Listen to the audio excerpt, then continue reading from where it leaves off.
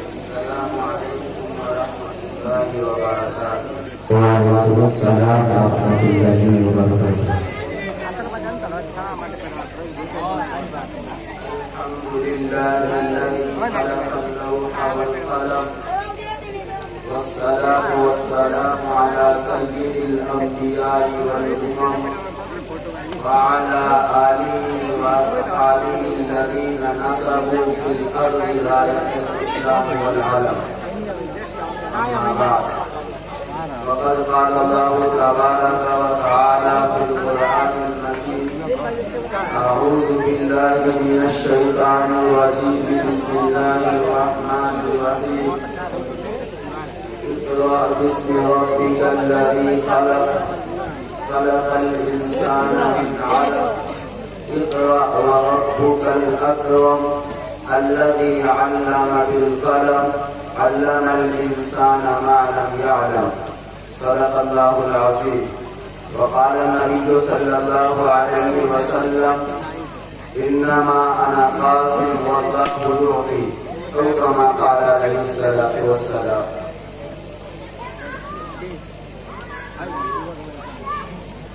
سب سے پہلے میں مجمع سے انتہائی الحاح و لجاجت کے ساتھ درخواست کرتا ہوں، آپ اگر ایک طرف بیٹھے رہیں گے تو ذہن سے باتیں نکل جائیں گی.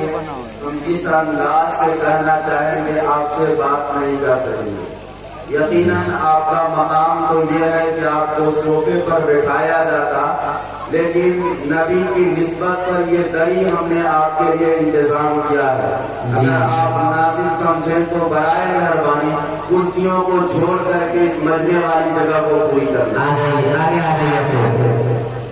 اللہ کے واسطے یہ جگہ لے لیں تاکہ ہم اپنی بات آپ کے سامنے اچھے انداز سے رکھ سکیں. کرسی چھوڑنے کے دل نہیں کر رہا ہے تو کرسی لے کر ہی آ جائیے، لیکن آگے آ جائیے. آگے بھائی سامنے آ جائیے. آ جائیے، جو لوگ یہ بغل میں کھڑے ہیں وہ بھی آگے آ جائیے، مسئلے میں آگے بیٹھ جائیے. آ جائیے آپ لوگ.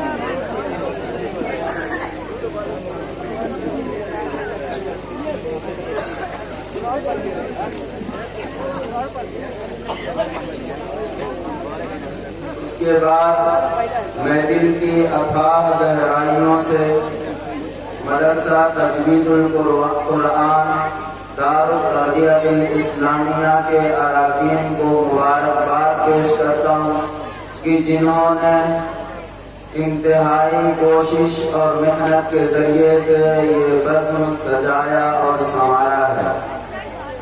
اور آخر میں اسٹیج پر تشریف فرما حضرات علماء کرام، خصوصاً آسمان علم کے نیر تابہ استاذی و مولائی حضرت مولانا رفیق المنان صاحب القاسمی، استاد حدیث جامعہ اسلامیہ مظفر پور اعظم گڑھ، اور اس علاقے کے معروف اصحاب افتاء سے تعلق رکھنے والے حضرت مولانا و مفتی سعید احمد صاحب شیخ الحدیث جامعۃ المومنات الاسلامیہ بشیر نگر مسہری، اور استاذ گرامی حضرت مولانا عبد المتین صاحب قاسمی.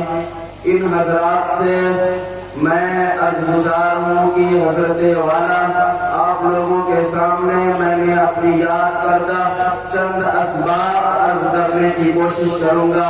آپ حضرات سے گزارش ہے توجہ فرمائیں، اور اگر کہیں چوک کر جاؤں تو اصلاح بھی فرما دیں. اور اس کے بعد دور دراز سے تشریف لائے ہوئے مہمانان اعظام، پردہ نشین مائیں بہنیں، آپ حضرات اگر دیکھ رہے ہوں تو ہمارے اسٹیج کے پیچھے جو جلسے کا عنوان لگا ہے، یہ عنوان ہے اصلاح معاشرہ. یہ ایسی ہیڈنگ ہے جو ہمارے اسٹیجوں پر سب سے زیادہ نمایاں اور ہائی لائٹ کیا جاتا ہے، اور اکثر جلسوں میں اس عنوان کو رد کر کے علماء کے بیانات ہوتے ہیں، اس پر سیمینار اور جلسے کیے جاتے ہیں۔ ملی تنظیمیں، فلاحی ادارے اور دیگر تنظیموں کی کوشش ہے کہ معاشرے کے اندر اصلاح کی جائے، لیکن ابھی تک کا جو نتیجہ اور رزلٹ ہے ہمارے خیال سے وہ نیل بٹا سناٹا ہے۔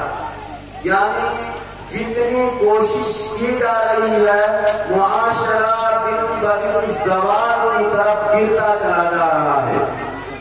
بے پردگی ہمارے معاشرے کے اندر عام ہے، فحاشی کا ہمارے معاشرے کے اندر سیلاب ہے، زناکاری ہمارے معاشرے کے اندر خوب کی جاتی ہے، شراب برملا پی جاتی ہے، جھوٹ بولا جاتا ہے، سود کھایا جاتا ہے۔ غرضے کی میں کیا بناؤں، کون سی وہ برائی نہیں ہے جو ہمارے معاشرے کے اندر پائی نہیں جاتی ہے، اور اوپر سے یہ علماء کرام کے بیانات آخر کارگر کیوں نہیں ہو رہے ہیں، ان کی کوششیں کچھ نتیجہ کچھ ثمرہ کیوں نہیں دکھا رہی ہیں۔